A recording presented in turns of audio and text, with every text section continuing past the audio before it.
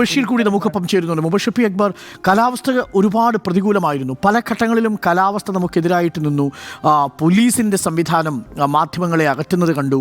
ജില്ലാ ഭരണകൂടവും MLAയും ഒരു ഭാഗത്ത് സംവിധാനങ്ങൾ മുന്നോട്ട് കൊണ്ടുവരുമ്പോൾ പോലീസിംഗ് സംവിധാനം അവിടെ ആകെ പാളുന്ന കാഴ്ചകളൊക്കെ നമ്മൾ കണ്ടു. അതൊക്കെ നമ്മൾ തുടർച്ചയായിട്ട് റിപ്പോർട്ട് ചെയ്തു.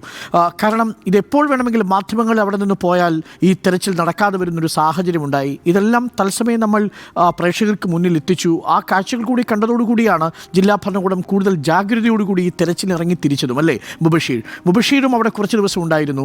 കാലാവസ്ഥാ വ്യതിയാനങ്ങളൊക്കെ മുബഷീറും അവിടെ നേരിട്ട് കണ്ടതാണ്. വലിയ പ്രതീക്ഷയൊന്നും നമുക്കില്ല ജീവനോടെ തിരിച്ചു പിടിക്കാൻ കഴിയുമെന്ന്. പക്ഷേ അപ്പോഴും ഈ ട്രക്ക് നമുക്ക് കണ്ടെത്താൻ കഴിയണം, അതിൽ അർജുൻ ഉണ്ടോ എന്നറിയണം എന്ന ആകാംക്ഷയായിരുന്നു മുബഷീർ. കേരളത്തിന് ഒന്നാകെ, ലോകമെമ്പാടുമുള്ള മലയാളികൾ അർജുനു വേണ്ടി അങ്ങനെ കാത്തിരിക്കുകയായിരുന്നു, അല്ലേ മുബഷീർ?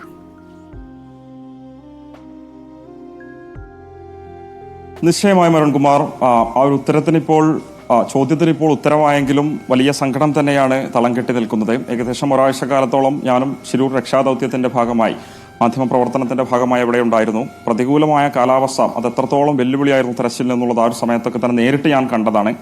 പല ഘട്ടങ്ങളിലായി അപ്രതീക്ഷിതമായി എത്തുന്ന മഴ, കുത്തിയൊലിച്ചു വരുന്ന ഗംഗാവലി പുഴയിലേക്ക് ഇറങ്ങി തിരച്ചിൽ നടത്തുന്നതിനിടയിൽ ഈശ്വർ മാൽപ്പയൊക്കെ തന്നെ ഒലിച്ചുപോയ കാഴ്ച അത്രത്തോളം ഭയാനകമായിരുന്നു എന്നുള്ളതാണ്. സ്വാഭാവികമായും വലിയ പ്രതീക്ഷ ആ ഒരു ഘട്ടങ്ങളിലൊക്കെ തന്നെ ഉണ്ടായിരുന്നു. അർജുനെ കണ്ടെത്താൻ സാധിക്കും, അർജുനോടൊപ്പം ഉണ്ടായിരുന്ന മറ്റു മനുഷ്യരെയൊക്കെ തന്നെ കണ്ടെത്താൻ സാധിക്കുമെന്ന പ്രതീക്ഷയുണ്ടായിരുന്നു. അപ്പോഴും അവിടെ സംവിധാനങ്ങളുണ്ടായിരുന്ന ചില വീഴ്ചകളും പാളിച്ചകളൊക്കെ തന്നെയായിരുന്നു നമ്മൾ ഉയർത്തിക്കാട്ടിയിരുന്നത്. പല ഘട്ടങ്ങളിലും നേരത്തെ അരുൺകുമാർ സൂചിപ്പിച്ചതുപോലെ തന്നെ നമ്മൾ ഉൾപ്പെടുന്ന മാധ്യമ സംഘങ്ങളെ കൃത്യമായ ഒരു തിരച്ചിൽ ഉൾപ്പെടെ ചിത്രീകരിക്കാൻ അവർ അനുവദിച്ചിരുന്നില്ല എന്നുള്ളതാണ്. എന്തുകൊണ്ടായിരുന്നു ആ ഒരു സമയത്ത് അത്തരമൊരു നിയന്ത്രണം അവിടെ ഏർപ്പെടുത്തിയെന്ന ചോദ്യത്തിനൊന്നും തന്നെ പോലീസിന് കൃത്യമായ മറുപടി ഉണ്ടായിരുന്നില്ല. എന്നാൽ തുടർച്ചയായ ഒരു മേഖലയിൽ മാധ്യമപ്രവർത്തനം നടത്തി അത് ചർച്ചയായതുകൊണ്ട് തന്നെയാണ് 72ാമത്തെ ദിവസം ഇത്തരമൊരു ഉത്തരം ഏറെ സങ്കടത്തോടെ നമുക്ക് ലഭിക്കുന്നത് എന്നുള്ളത് പ്രത്യേകം ഈ ഒരു ഘട്ടത്തിൽ പറയേണ്ടി വരും. അതോടൊപ്പം തന്നെ അരുൺകുമാർ, നമ്മൾ ഇനി ചർച്ച ചെയ്യേണ്ടത് ആ ഒരു മേഖലയിൽ നിലനിൽക്കുന്ന അശാസ്ത്രീയ നിർമ്മാണങ്ങൾ തന്നെയാണ്. കാരണം പശ്ചിമഘട്ട മലനിരയോട് ചേർന്ന ഭാഗം സുരക്ഷാ ഭീഷണി ഉണ്ടെന്ന ഒരു ഓൾറെഡി തന്നെ ഇത്തരത്തിൽ പരിസ്ഥിതി ലോല മേഖലയാണെന്നും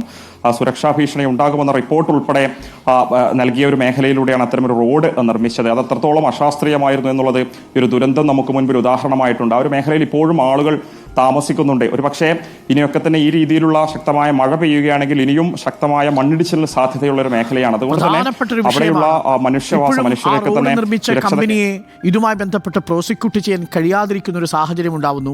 ആ കമ്പനിയുടെ ഭാഗത്തു നിന്നും നഷ്ടപരിഹാരം വാങ്ങിച്ചെടുക്കാൻ കഴിയാത്ത സാഹചര്യം ഉണ്ടാവുന്നു. അതൊക്കെ ഇനി വരും ദിവസങ്ങളിലും നമ്മൾ ചർച്ച ചെയ്യപ്പെടേണ്ട വിഷയങ്ങളാണ്.